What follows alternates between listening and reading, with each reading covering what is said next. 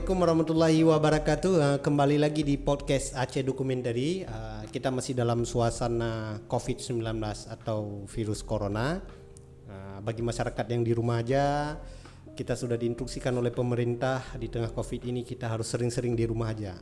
Nah, di rumah aja bagi masyarakat Aceh itu bukan sesuatu hal yang baru. Kita sudah melewati ini berbagai macam fase. Nah, mungkin kita nanti akan berbincang-bincang salah satu dengan tema yang kita bawa hari ini adalah tari dan pergerakan. Nah, di mana tari bisa hidup dan tumbuh di kondisi dan zaman apapun. Nah, di sini sudah hadir narasumber kita, Bang Imam Juwaini. Assalamualaikum, Bang Imam. Assalamualaikum. Apa kabar, Bang Imam? Alhamdulillah sehat walafiat. Bang Imam ini salah satu pelaku seni tari di Aceh di Sanggar Komunitas Salim. Di komunitas Salim ya, Bang Imam. Nah, Bang Imam ini juga mungkin sebagian dari kita, terutama yang bergerak di wilayah seni, juga tidak asing lagi dengan sosok Bang Imam ini.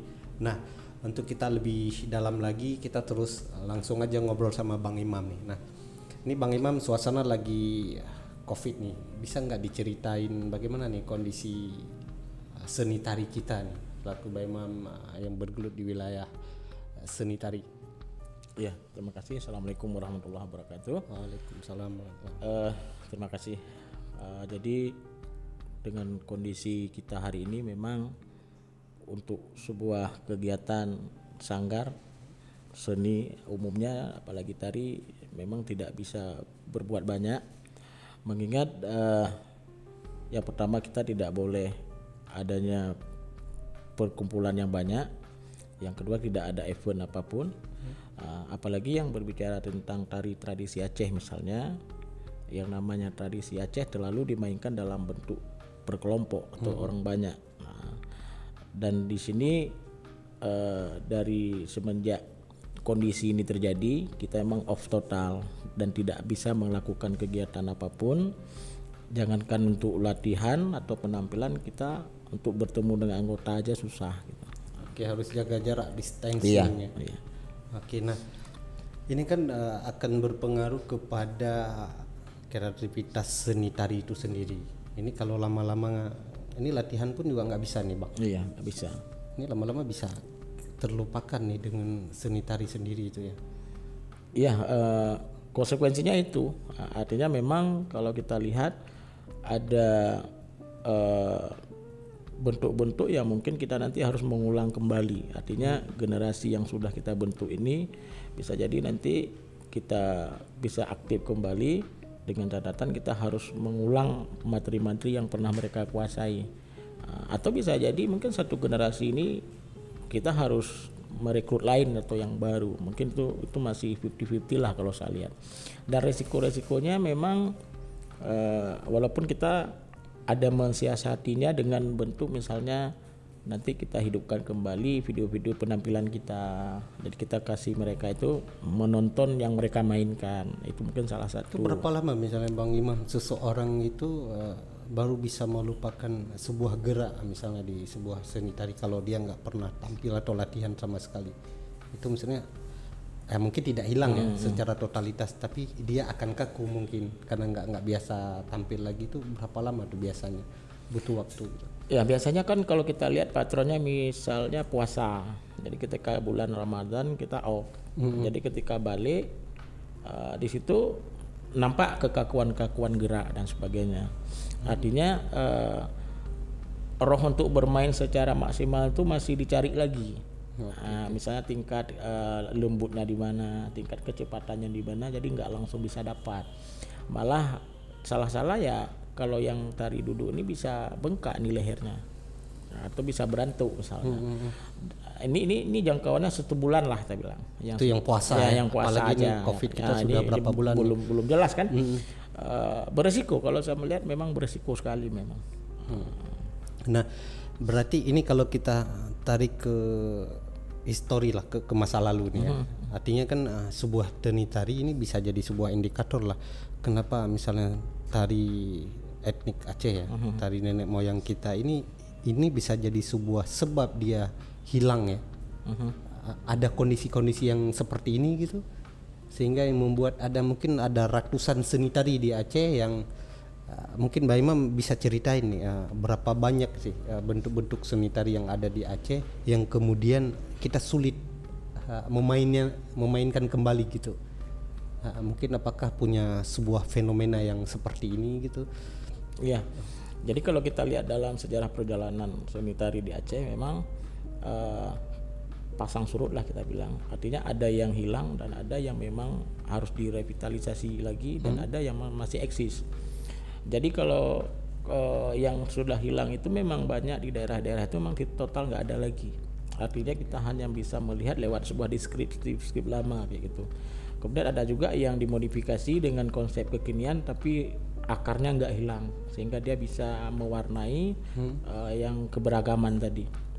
Dan kalau kita lihat sekarang memang mungkin dalam tari di Aceh cuma bisa hitung kan, mungkin puluhan orang yang masih eksis. Tapi sebenarnya kalau kita lihat data-data yang lalu, mungkin kita peganglah dokumentasi PKA 72 misalnya, itu hampir ratusan lebih materinya saat itu ya. Iya, yang pernah main di PKA 2 itu di tahun 72. Nah, kalau kita lihat tari aja karena per kabupaten itu semua ada. Nah, kalau kita lihat sekarang kan nggak ada. Kalau nggak salah 15-an lah sekarang yang eksis di masyarakat, baik itu yang di Sanggar maupun di ini. Jadi yang menjadi persoalan kenapa ini bisa hilang, yang pertama sekali kita kan Aceh mengalami peristiwa yang perang selalu kan, mulai dari perang kemerdekaan sampai ke perang saudara, DIDI dan sebagainya. Nah, saya mau tarik dari sini dulu lah, misalnya saya tarik dari perang saudara DIDI ini, dan di sini juga berefek besar terhadap perkembangan seni tari, terutama sedati, karena pada masa itu ada pihak-pihak yang mencurigai daripada gerakan sedati tersebut. Sehingga dua kubu yang bertikai ini saling mengklaim. Ini dianggap seni juga dianggap bagian dari kelompok tertentu gitu ya. Ini juga menjadi pengaruh besar terhadap berkembangnya sedati. Kemudian ada persoalan pemahaman agama juga terjadi di sini. Artinya ada sebagian yang menganggap ini haram, nggak boleh dan sebagainya. Sehingga yang mau mengembangkan takut dosa, kemudian yang nggak mengembangkan, inilah sebuah tuntutan kebudayaan tradisi masyarakat gitu. Sebenarnya persoalan ini adalah persoalan yang sudah terjadi, meskipun secara Aceh sebenarnya tahun 71 itu udah clear lewat sebuah rekomendasi maklumat ulama itu udah jelas tersebut di situ. Artinya tari tradisi sedati, laut, rapai dan sebagainya itu redaksinya seperti itu, yaitu perlu dilestarikan karena itu bagian media penyampaian Islam dan sebagainya. Yang perlu diperhatikan di situ adalah isiannya masing-masing, dan ini yang menjadi tolak ukur bahwa ada kesalahan-kesalahan. Artinya tidak semua itu juga berpunca pada pihak penlarang. Tapi pihak pelaku juga harus paham loh. Berarti kalau diumpamakan seni ini adalah sebuah kendaraan, dan bentuk syair atau geraknya itu adalah isi yang dalam kendaraan itu sebenarnya bukan kendaraan itu yang harus dihilangkan ya. Nah, jadi ada pergeseran nilai-nilai yang mungkin pihak seniman seni nggak paham, sehingga ada ketakutan daripada masyarakat. Ini ada pelesetan atau apa? Karena persoalannya adalah tari kita di Aceh itu kan sebuah dokumentasi yang tidak pernah tertulis. Jadi semuanya ditransformasi lewat pendengaran atau tutur lisan. Sehingga dari generasi ke generasi pasti dia ada perbedaan dalam dialek. Jangankan nanti bahasa yang bahasanya adalah bahasa yang ada hubungannya dengan bahasa-bahasa tasawuf atau Arab misalnya. Yang bahasa Aceh aja kita sering berbeda dialeknya. Misalnya Yahu Allah wa jala'eha atau Yahu Allah wa jala'eya. Karena dua-dua logis kan. Kemudian Sallu ala Muhammadin. Ada yang bilang Sallu ala Muhammadin sahan Nabi. Ada yang bilang sahlan Nabi. Jadi yang betul yang mana nih? Ini yang sifatnya dialek Aceh. Nah, ini persoalan-persoalan. Yang kemudian kenapa ini juga punah, kepedulian ya, terutama pihak-pihak kebijakan pemerintah misalnya untuk memberikan ruang leluasa atau melihat ini bahwa sebagai suatu identitas kebudayaan masyarakat yang harus dilindungi, yang harus dibina dan sebagainya. Karena kita lebih mengarahkan ini kepada seni itu hanya sekedar hiburan gitu. Jadi setelah persoalan 2 tadi ada yang ketiga ini. Jadi entertainnya yang dilihat. Jadi tidak ada kepedulian terhadap nilai-nilai apa yang mestinya masyarakat Aceh itu jangan hilang. Nah, berarti ini dalam 2 kategori ini, apakah nih yang sekarang yang bertahan ini apakah seni dalam perspektif hiburan aja? Artinya seni ini kan fungsinya cukup banyak lah. Salah satunya bagaimana seni itu mengungkapkan problematika yang ada di masyarakat yang kemudian berujung jadi sebuah seni, bisa digolongkan dalam seni sebagai pergerakan gitu. Nah, hari ini yang bertahan ini apakah seni yang sifatnya hiburan? Artinya yang 72 PKA itu bisa cukup banyak seni tari, tapi sekarang hanya beberapa puluh aja gitu. Ya, jadi kalau kita lihat misalnya, kalau saya mengambil sebuah patronnya gini. Jadi ketika selesai perang DIDI, kemudian dilakukanlah PKA pertama, dan disitulah awal gerakan kebudayaan tradisi di Aceh itu jadi sebuah seni pertunjukan. Awal-awalnya kan dia lebih kepada tunang di masyarakat, antara kampung dan sebagainya. Jadi untuk sebuah pertunjukan panggung, kalau saya melihatnya di situ, artinya dia sudah bisa dimainkan tunggal, walaupun di situ tidak banyak materi.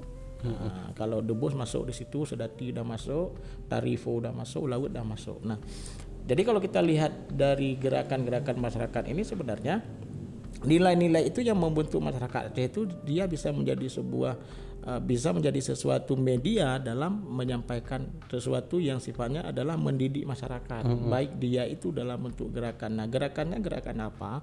Misal ada bahasa-bahasa yang di dalam itu dia mengandung makna fisabilillah. Nah, dan itu yang menjadi kunci sebenarnya. Jadi perang sabi itu bagi masyarakat Aceh itu sudah tertanam semenjak mereka dalam ayunan gitu. Bahkan dalam kandungan. Dalam bisa jadi kan gitu ya. Karena kenapa?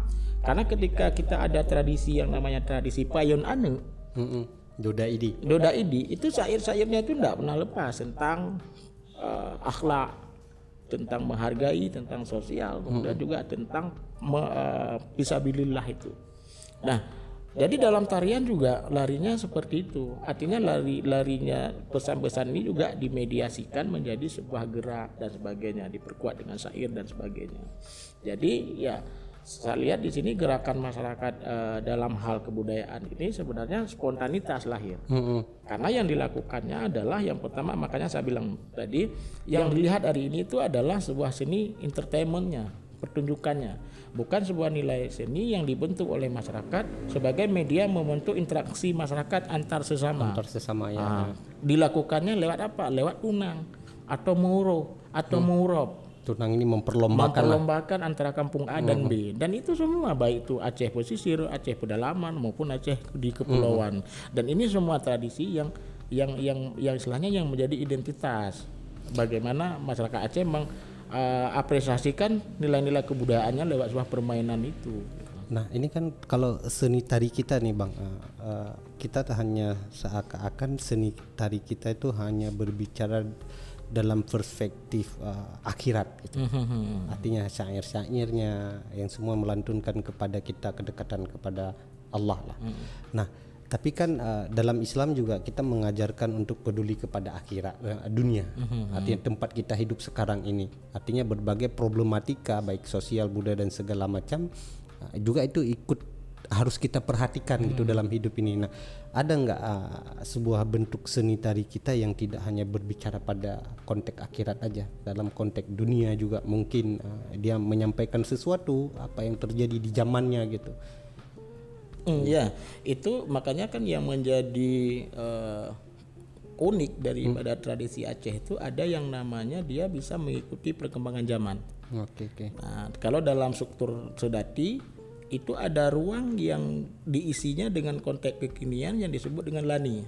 Nah, di lani itu tetap kekiniannya dimasukkan sehingga dalam masyarakat Aceh itu ada lagu-lagu yang populer di 80-an yang menjadi tradisi hari ini. Apakah itu nuansanya Hindia atau nuansanya dangdut, tapi kebanyakan dua-dua ini. Dangdut 80-an atau kasidah Melayu 80-an. Nah, itu dimasukkan di lani. Sehingga dari lani ini menjadilah sebuah tradisi karena dia dimainkan secara turun menurun. Jadi kalau pertanyaan tadi bahwa ada yang bersifatnya adalah lebih kepada melihat kekinian, itu ada.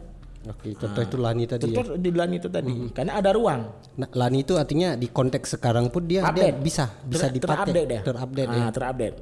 Jadi kesalahan besar apabila menganggap tradisi itu mutlak seperti yang nenek-nenek dulu lakukan, itu salah besar. Nah itu juga jadi salah satu problem perdebatan kita kan. Artinya ini yang dikatakan tradisi sebenarnya itu apakah yang era 80-an, 60-an atau 70-an atau era Belanda atau yang mana nih? Ketika sekarang dilakukan sesuatu kreativitas itu dianggap ini bukan tradisi. Sebenarnya ruang tradisi itu ada itu tadi di Lani itu tadi. Di Lani itu tadi ya. Makanya sekarang persoalannya adalah yang jadi masalah besar adalah ketika orang tidak memahami yang mana tradisi, yang mana kreasi, yang mana ini dimodifikasikan. Nah, kuncinya sebenarnya tradisi itu dia, kalau saya berpegang gini, perubahan dalam sebuah tradisi itu adalah bukan bentuk, tapi sikap yang inilah yang kekinian sebenarnya, isi yang di dalamnya. Inilah yang terupdate sebenarnya, baik itu dalam syair maupun dalam sebuah gerak. Nah, dalam sebuah gerak dia juga banyak gerak-gerak sekarang yang makanya kita kembali ke gerak misalnya. Tadi pertanyaannya ada nggak? Ada, karena dalam tradisi sendiri itu sudah menjadi gerak dasar dalam setiap tari tradisi Aceh itu yang diambil ruangnya adalah lewat 4 ekspresi masyarakat. Nah, gerak-gerak ibadah dituangkan. Nah, itu akhirat. Itu syariat ya. Nah, kemudian gerak-gerak huruf-huruf Arab hijaiyah, alif, bata misalnya itu kan. Konteks pendidikan. Kemudian ada gerak yang diangkat dari alam lingkungan masyarakat. Misalnya kalau kita pesisir ada gerak ilaud alun pulau, itu kan nggak ada di pedalaman. Nah, kemudian kalau di pedalaman dia lebih menggunakan gerak-gerak ayunan. Nah, kemudian contohnya lagi gerak angan dalam sedati. Nah, itu kan filosofinya adalah simbol daripada angan-angan masyarakat ketika meniup di pantai. Nah, disebut dengan angan. Ada gerak gelombang. Berarti kan itu duniawi ya. Duniawi kan. Nah, kemudian yang keempat adalah ada gerak yang diangkat dari ekspresi hewan. Dan lebih fokus kepada burung-burung unggas seperti misalnya burung, bebek, ayam dan sebagainya. Baik itu diambil ada lenggoknya, lompatannya, makanya dalam tradisi kita ada namanya drop kedidi. Dan itu terpakai di tradisi. Nah, dua ini saya rasa inilah yang sifatnya adalah kekinian lah, duniawi dia. Makanya kelengkapan daripada tradisi di Aceh itu kalau kita sadar dan bisa masuk ke dalam isian yang di apa yang divisualkan sebenarnya lahirnya sangat dari sebuah peradaban tinggi sebenarnya. Nah, karena dia komplit dia. Nah, berarti ini Mbak Imam, sebuah kali kita ternyata juga punya konteks kekinian lah yang mungkin bagi sebagian pelaku seni tidak menyadari itu karena dia melihat seni dalam perspektif hiburan. Sehingga unsur kekinian itu jarang. Mungkin kayak Liko Polo kalau mereka tampil mereka memasukkan syair-syair siapa yang mengundangnya. Itu konteks kekinian juga. Nah, ini bagaimana ini kita masuk ke fase umpamanya seni diperlakukan dalam sebuah bentuk pergerakan. Nah, Aceh ini kan artinya yang saya maksud pergerakan itu adalah bukan melawan mencari musuh, tapi kita memberikan sebuah informasi dalam konteks kemanusiaan umpamanya. Kita di Aceh ini kan ada fase perang gitu. Nah, itu kan tidak jauh dengan kondisi hari ini. Fase perang mulai masa kolonial, terus ada perang Cumbu, terus DII, terus DOM, terus ada lagi darurat militer dan darurat sipil sampai kemudian tsunami lah. Ini bisa karena Bang Imam ini kan melakukan katakanlah di fase katakanlah DOM, Bang Imam sudah melakukan itu sampai fase DM lah. Itu bisa diceritakan nggak perjalanan sebuah bentuk seni itu bagaimana dia hidup di dalam ruang yang sangat tertutup dan mungkin sama kayak COVID hari ini nggak bisa berkumpul dan segala macam. Dia itu bagaimana dia mengekspresikan dirinya untuk tetap eksis gitu. Ya. Jadi kalau misalnya tari tradisi ini dijadikan sebagai sesuatu media ke arah kepentingan, dan itu pernah terjadi di Aceh. Mungkin masa Orde Baru itu sudah masuk. Seperti misalnya Sedati itu sering digunakan sebagai media sosialisasi KB. Itu menggunakan media kan? Sedati ya. Kemudian sosialisasi pembangunan, kan era Bapak Pembangunan itu. Dan itu terus menerus dilakukan sehingga ada sebagian masyarakat menganggap itu tradisi. Baik itu lewat syair, lewat gerak maupun simbol-simbol dalam gerak yang dilakukan. Nah, dan itu bisa kita buktikan.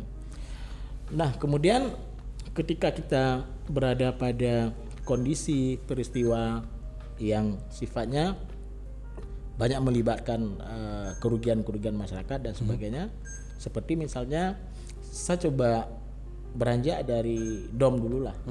Mungkin dari DOM, masa DOM masyarakat Aceh tidak leluasa lagi beraktivitas. Sehingga ada kesenian-kesenian di pesisir itu tenggelam, juga faktor itu tadi. Faktor konflik. Kemudian setelah DOM langsung kemudian sampai darurat sipil dan militer, dan ini juga sama sekali tidak bisa bergerak. Karena kenapa? Pada kondisi ini yang kita lewati adalah juga adanya larangan-larangan untuk tidak boleh berkumpul. Satu. Kemudian kita tidak boleh ada kegiatan di malam hari, apalagi diberlakukan jam malam. Dan ini kita lewati ya dengan kondisi persis seperti hari ini kayak gitu. Cuma persoalannya kalau konflik dulu, ketika kita berurusan dengan aparat keamanan, mungkin kita bisa lihat, kita bisa cari celah nih. Malam ini mereka patroli enggak? Kalau enggak kita latihan. Dan ini yang saya lakukan di kampus dulu.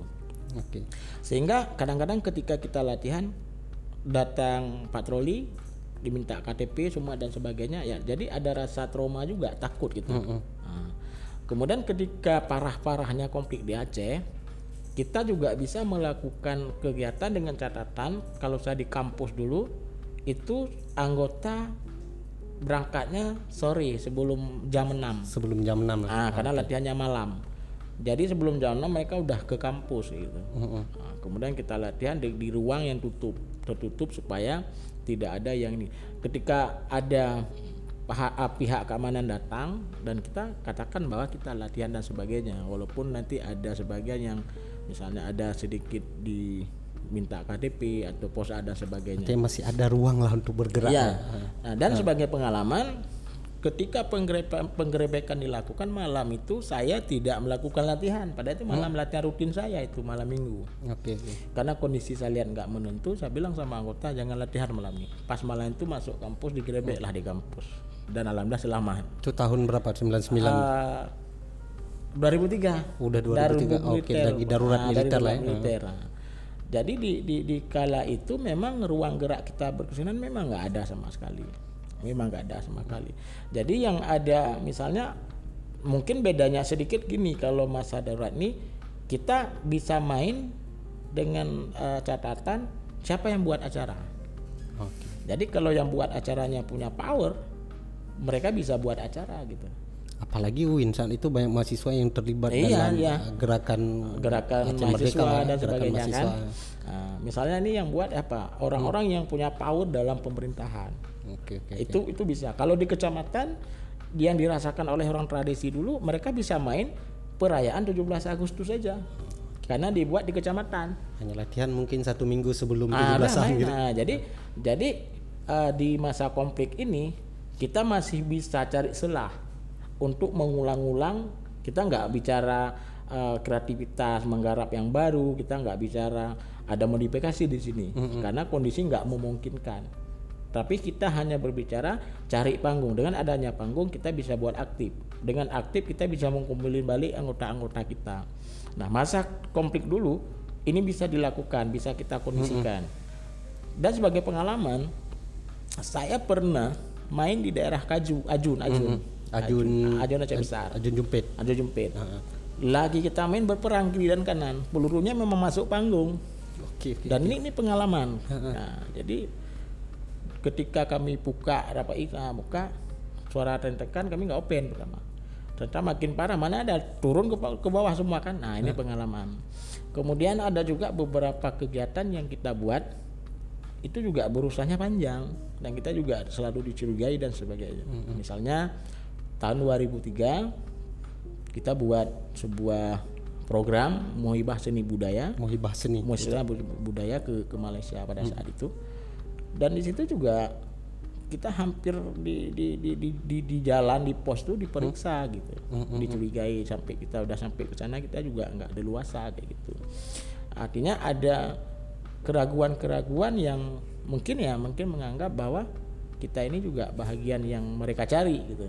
Nah, kalau dicurigain sama mereka, apa yang dicurigai dari sebuah seni tari kita, umpamanya kayak Saman atau Rapai Geleng, apa yang harus mereka, kalau mereka curiga ya, apa yang mereka curigai di balik itu gitu? Ya mungkin karena kalau secara syair tradisi kan sering berbicara tentang ini tadi kan, misalnya nih jihad ya, misalnya nih yang paling umum orang bicarakan pada kondisi hari ini mungkin tidak masalah, tapi pada waktu itu Nanggro Acehnya ketika menyebut Nyangro, jadi dalam pemahaman kondisi konflik kayak pegat Nanggoro. Nah, kepada syairnya Nanggro Acehnya tempalulahe bau jongpan, itu kan zaman punya. Habis itu di situ juga ada lagi dilebarkan lam jaro kafe ini siapa? Konteks dulu kafe itu Belanda, tapi konteks konflik kemarin kafe ini orang Aceh bilang Pai kan. Dan ini persoalan sebenarnya. Persoalan penafsiran itu dan ketakutan.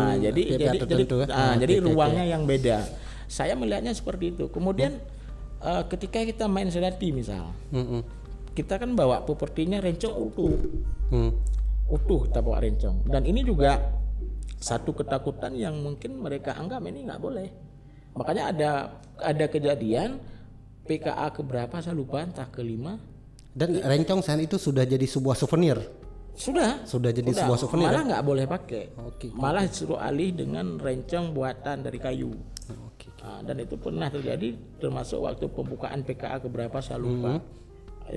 Nah artinya kita sudah ke bagian tradisi pun sudah menjadi batasan-batasan gitu. Artinya dalam konteks itu seni jadi sebuah hal yang menakutkan bagi pihak-pihak tertentu ya. Tidak leluasa lagi.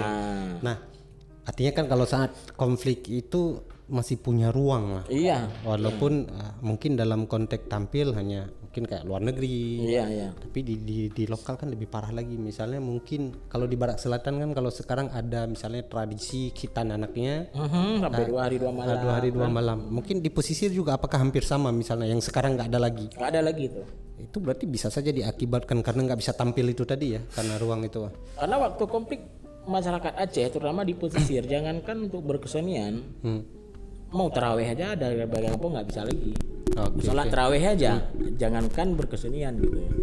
Nah, karena hampir semua kita di masyarakat Aceh, kesenian yang lahir di masyarakat itu kan bervariasi.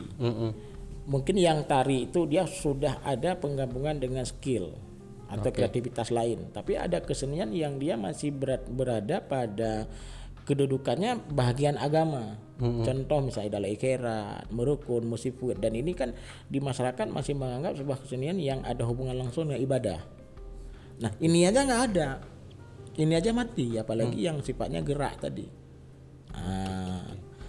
Artinya ini bukan hanya seni dalam bentuk gerakan, dalam konteks hiburan juga jadi problem. Iya. Terutama di syairnya mungkin. Di syair.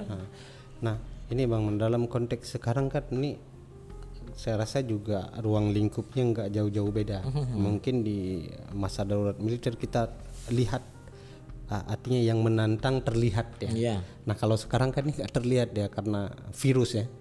Nah artinya juga bisa dilakukan sesuatu gitu. Nah misalnya dalam konteks latihan kayak Abah Imam bilang tadi, artinya jadwalnya ditentukan dengan jam 6 malam latihan gitu. Nah di dalam konteks hari ini apa yang bisa kita lakukan ini untuk terus menjaga sebuah seni tari itu bisa terus eksis, karena jadi problem juga nih kayak kata Abah Imam tadi, 1 bulan aja ditinggalkan bisa jadi kaku ketika mereka tampil kembali. Nah dalam konteks ini apa yang bisa kita lakukan nih Mbak Imam? Ya, jadi mungkin sedikit saya sambung yang tadi. Yang tadi. Kemudian setelah konflik itu selesai, ya kan, kita disambung dengan tsunami kan. Oke. Dan ini juga lebih parah kita mengangkat sebuah kesedihan ini. Karena kenapa? Dan saya pribadi pada saat itu ngambangnya sama seperti hari ini. Artinya ketika kita mau coba angkat, ada satu bisikan dalam batin kita, nyopu yang menari wanya dengar bala. Dan kita menghindari itu gitu. Kemudian hari ada tanggapan-tanggapan miring daripada masyarakat yang lagi musibah pada saat itu. Tapi alhamdulillah pada saat itu saya bisa lakukan awal sekali adalah sebulan daripada tsunami saya buat program tari tradisi sebagai media terapi anak-anak bara. Dan pada saat itu ada kerjasama dengan beberapa lembaga NGO termasuk lembaga lokal. Jadi ini gerakan awal sebenarnya. Jadi kalau setelah tsunami ya, konflik tadi udah jelas misalnya. Jadi ketika tsunami, 1 bulan tsunami, kita sudah masuk ke barak-barak. Dengan catatan kita takut tanggapannya lain gitu. Ini ketakutannya bukan lagi pada aparat nih. Bukan ya? aparat. Tapi ini masyarakat pemahaman masyarakat. Diterima atau enggak gitu. Sehingga kita masuk pelan-pelan sehingga menjadi sebuah kebiasaan. Ternyata bisa memberikan anak-anak itu ceria dan target kita itu sebenarnya. Nah, jadi pada saat itu orang kan ngamangnya kan lebih parah. Jadi seolah-olah memang besoknya kiamat lagi kayak gitu. Nah, apalagi baru diselesai kita sama tsunami ini kutukan itu. Jadi ini langkah awal saya lakukan sebelum kami kembali kepada eksis panggung, kita masuk ke barak dulu. Kemudian momen pertama kami eksis kembali di panggung itu pas 44 hari tsunami. Jadi malam 44 tsunami itu ada sebagian relawan yang mau pulang diberikan sebuah penghargaan oleh Seniman Aceh pada saat itu di Taman Budaya. Dan di situ awal kiprah kami bangkit setelah tsunami. Berarti pas malam 44 hari tsunami. Oke, itu udah tahun 2005. Jadi dengan kondisi apa yang ada gitu. Misalnya ada baju 12 biji, warnanya 3 macam, kami main terus. Dan di situ awal. Kemudian pementasan saya kedua 100 hari tsunami yang dibuat di Masjid Ulele. Di situ. Nah, setelah itu udah leluasa lagi. Jadi tidak ada lagi ketakutan masyarakat terhadap pemahaman boleh tidak boleh itu tadi. Jadi setelah itu udah aman. Kemudian masuk kondisi hari ini kayak gitu. Jadi 2 rentetan peristiwa ini tadi dia menceritakan hampir sama. Jadi ada masalah, bagaimana menciptakan solusi kan gitu ya. Kalau masalah konflik, solusinya kita harus pandai-pandai melihat sikonnya. Kalau tsunami kita juga harus bisa bagaimana ini jangan ada masalah pemahaman boleh dan tidak boleh. Kalau ini yang masyarakat kalau ini yang saya sendiri juga buntu ya bagaimana ini, karena persoalannya untuk kondisi hari ini kita ini sudah menjadi momok yang sangat besar gitu. Sehingga baik itu ada dan tidak ada, kita sudah menjadi takut duluan gitu. Jadi mau bilang nggak ada gitu. Kita bilang ada, ya kok hari ini positif besok udah negatif gitu. Jadi ada sesuatu yang kita ini udah 50-50 sebenarnya. Ini yakin dan gas. Ya itu persoalannya. Jadi saya rasa untuk kita melakukan bisa aja kita mau buat, ayo kita balik semua persoalan. Tanya-tanya besar sekarang, apakah anak-anak itu diberi izin oleh orang tuanya? Ini kan persoalan. Oke lah kita misalnya kompak nih 5 orang. Saya butuh orang itu satu grup 13-15. Nah dia mau orang tua dia.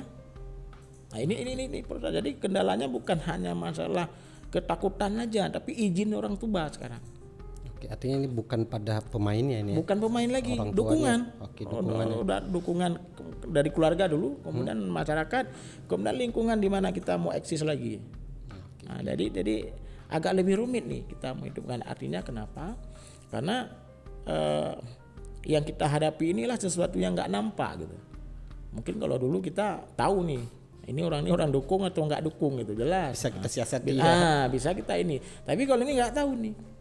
Nggak tahu. Jadi paling-paling ya dengan kondisi sekarang mungkin dengan teknologi yang sudah visual semua dan sebagainya. Jadi kan kita siasati, tapi itu juga nggak efektif. Artinya kenapa? Saya ngajarin latihan via Zoom. Ya nggak efektif juga karena diakui atau tidak diakui kita kan dalam hal ini kan masih latah ya, masih latah. Apalagi persoalannya tadi adalah kita nggak didukung juga dengan finansial hari ini. Karena kenapa? Karena kita nggak ada penampilan berarti nggak ada kas. Gitu.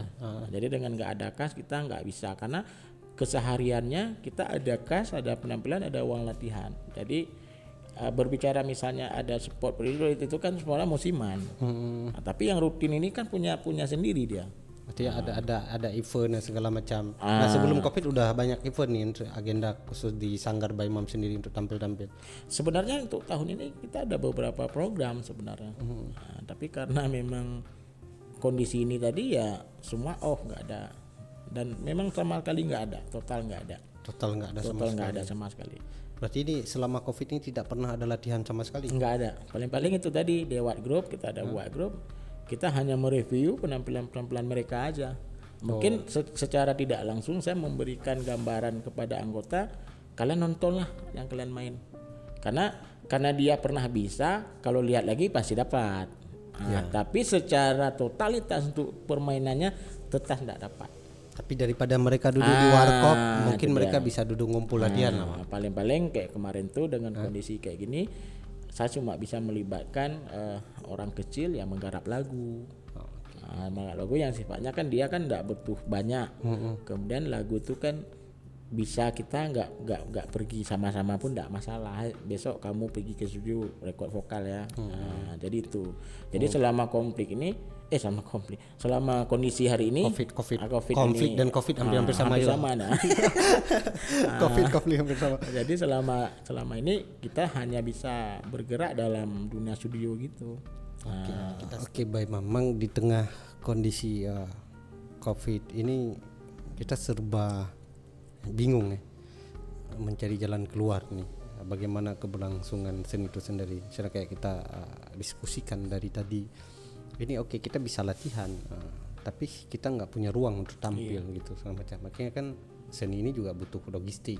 Artinya walaupun dengan uang sedikit tampil seperti biasanya, adalah uang untuk mereka untuk ngisi tubuhnya, makan dan segala macam. Nah, ini bagi Bayi Mam sendiri kan kita ini nggak tahu nih Bayi Mam sampai kapan nih COVID ini akan berakhir dan akan berhenti di mana gitu. Sedangkan waktu terus berjalan nih, latihan nggak kunjung bisa dilakukan. Nah, ini Bayi Mam sendiri nih punya alternatif lain nggak ini? Apa yang memungkinkan bisa lakukan? Oke lah, ini bisa katakanlah ini ruang terberat lah. Artinya masyarakat Aceh udah bisa merasakan konflik, tapi terus juga bisa menciptakan seni itu. Walaupun nggak semua seni bisa diselamatkan ya, hanya seni-seni tertentu aja. Nah, di dalam kondisi COVID ini apa ya yang bisa kita selamatkan nih? Karena ini kalau sampai 1 tahun, 5 bulan, 6 bulan, saya rasa akan banyak yang melupakan itu, hanya tinggal di tag aja mungkin. Kalau kita melihatnya gini, karena kebanyakan anggota kita ini kan mahasiswa dan siswa, kita berpatron aja. Ketika ini udah aktif, insya Allah kita bisa jalan. Kita patron itu aja. Karena kenapa? Karena hari ini ketika mereka dikasih izin untuk melakukan ekstrakurikuler lah kita anggap ini, tapi ada dukungan karena mereka juga sekolah dan kuliah gitu. Tapi kalau ini kita paksakan ini aja, itu nggak mungkin terjadi. Nggak mungkin terjadi. Jadi alternatifnya adalah paling-paling kita hanya menggunakan kontak grup aja. Kita hanya saling bersapa. Artinya yang saya lakukan hari ini adalah hanya membentuk hubungan emosional aja masih. Misalnya apa kabar, semua sehat-sehat di sana, alhamdulillah. Jadi dan juga reaksi anggota sudah pingin main. Jadi mereka bang panjang main loh, jadi mereka udah butuh sebenarnya, sudah butuh yang namanya rindu untuk tampil, untuk latihan, untuk berjumpa dengan kawan-kawan. Karena interaksi yang terbangun dalam tradisi Aceh itu kan spontanitas dan sangat kuat sebenarnya. Jadi sehingga ketika hari ini mereka udah berpencar-pencar dan kekeluargaan itu kayak terpanggil gitu ya. Makanya komunikasinya setidaknya kalau dulu nggak latihan pun kita bisa ngopi bareng gitu. Jadi nggak latihan, jadwal latihan nggak ada, tapi kita tetap ngumpul di warung kopi. Nah hari ini dua-dua ini kan nggak bisa dilakukan. Seperti yang saya katakan tadi, persoalan dukungan dari orang tua mereka mungkin nggak seperti sebelum kejadian ini ya. Nah, jadi yang kita lakukan sekarang salah satunya adalah kita tetap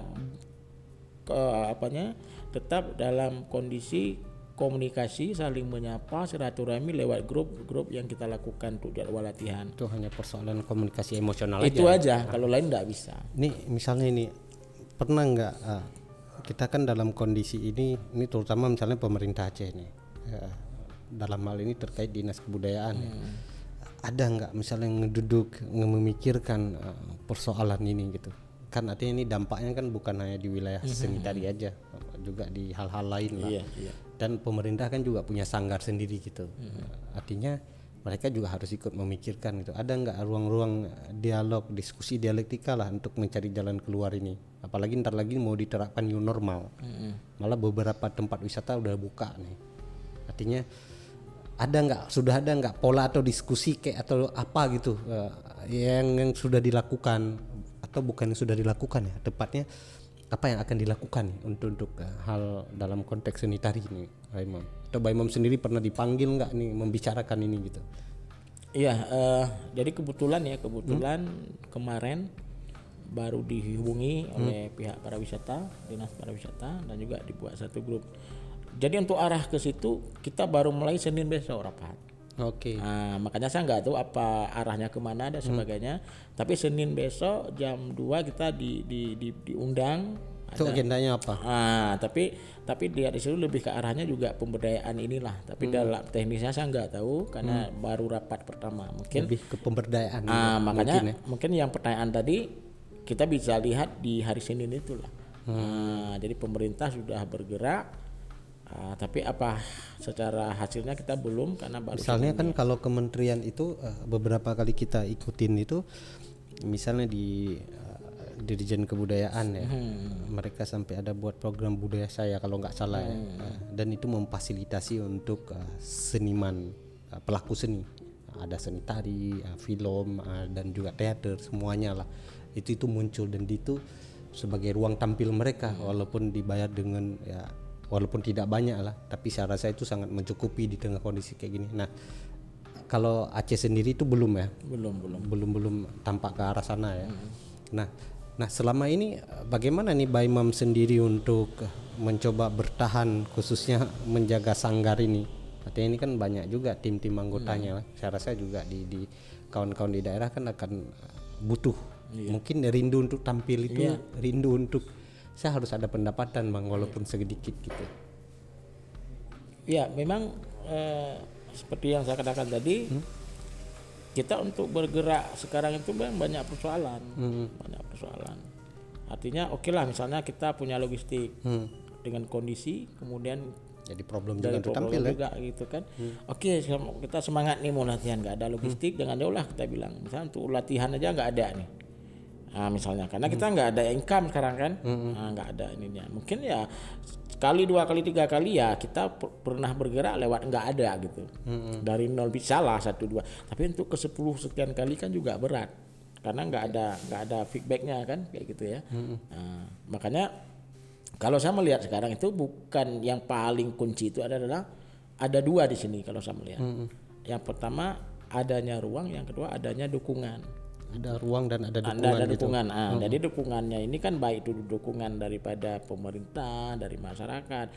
Nah, baik itu dukungan moral atau dukungannya sifatnya finansial dan sebagainya. Yang kedua adanya ruang tadi. Mau dikemanakan nih?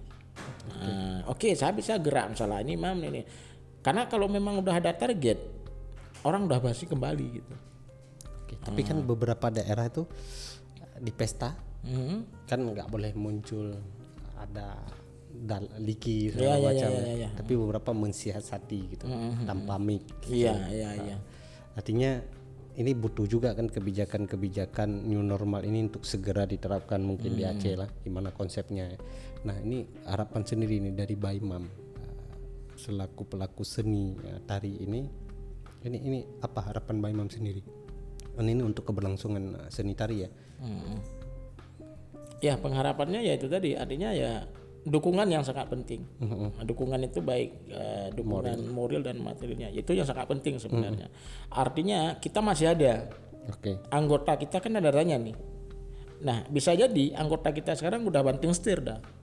Oke, ini misalnya kalau secara konkret ini apa yang harus diberi dukungan dalam bentuk apa misalnya di tengah kondisi seperti ini? Misalnya ini kasusnya adalah kita latihan aja sulit ini untuk mempertemu, tampil juga nggak tahu siapa yang akan undang, orang yang undang juga mungkin bisa ketakutan. Kira-kira ini bentuk dukungan seperti apa ya yang harus diberikan untuk terus melanjutkan seni tari ini? Ya setidaknya kita sekarang ada ruang untuk mengekspresikan apa yang kita mau buat. Otomatis kan dengan adanya ruang ini berarti kan udah ada persiapan. Maaf saya mau katakan adalah biaya-biaya untuk kita memberikan mereka untuk uang latihan dan sebagainya. Misalnya ini buat festival apa misalnya, atau bagaimana kita nanti ayo main live misalnya bagaimana. Tapi inisiatif yang sifatnya ada dukungan gitu. Oke, mungkin bisa dibuat kayak sejenis program festival seni tari gitu bisa ya. jadi, yang di situ banyak seni tari bisa main lah untuk membantu mereka ya. Atau buatlah misalnya kan pagelaran seni tari lewat apa misalnya, atau semua komunitas diberikan fasilitas dan sebagainya membuat satu video. Di video itu ada satu yang diupload kemana misalnya. Kegiatannya tapi bukan kegiatan yang sifatnya memaksa, tapi kegiatan yang sifatnya memancing. Nah, jadi sama-sama kita saling mendukung. Jadi kalau kita komunitas ini punya tanggung jawab terhadap komunitas, anggota dan juga Aceh kan gitu ya. Jadi tanggung jawab kita kan itu. Kalau pemerintah dia harus memiliki penanggung jawabnya bahwa ini Aceh gitu. Tapi Aceh itu pelaksana siapa? Nah komunitas ini. Nah kalau misalnya turun ke masyarakat lagi itu lebih parah. Karena kenapa? Jangankan di komunitas seni masyarakat, kita komunitas saja banyak anggota sekarang alih profesi. Karena memang ekonomi nggak ada gitu. Dan kita pun nggak bisa berbuat banyak karena kita bukan sebuah lembaga profit yang bisa kita gaji atau apa, tapi kita hanya bergerak dalam kepedulian, kemudian dalam melestarikan dan mengembangkan. Nah logikanya ketika ruang nggak ada ya ini kan juga nggak berlaku loh. Oke, itu mungkin yang bisa dilakukan dalam konteks sekarang lah, Pak Imam. Iya. Oke, Pak Imam, terima kasih sudah hadir di podcast kita. Dan semoga ini bisa jadi sebuah inspirasi ya bagi pelaku-pelaku seni yang lain lah. Artinya konflik itu sesuatu yang sama, mungkin beda wujud ya. Dan beda juga gentayangannya. Kalau ini gentayangannya mengerikan, nggak terlihat, nggak tahu kita ini apa, maaf nih, hantu, benar-benar hantu ini. Oke, sekian mungkin podcast kita kali ini. Seni tari indatu kenebah nek moyang beget tapi timang begetang linglung di masa dulu. Sebagaimana diceritakan Mbak Imam tadi, banyak seni tari yang sudah hari ini tidak muncul di depan kita lagi karena berbagai macam asbab. Mungkin dalam hal ini pemerintah bisa merespon dengan berbagai macam, masyarakat juga dalam konteks keagamaan juga. Seni tari bukanlah sebuah konteks maksiat tapi juga punya ruang ibadah di dalamnya. Sekian, terima kasih. Assalamualaikum warahmatullahi wabarakatuh.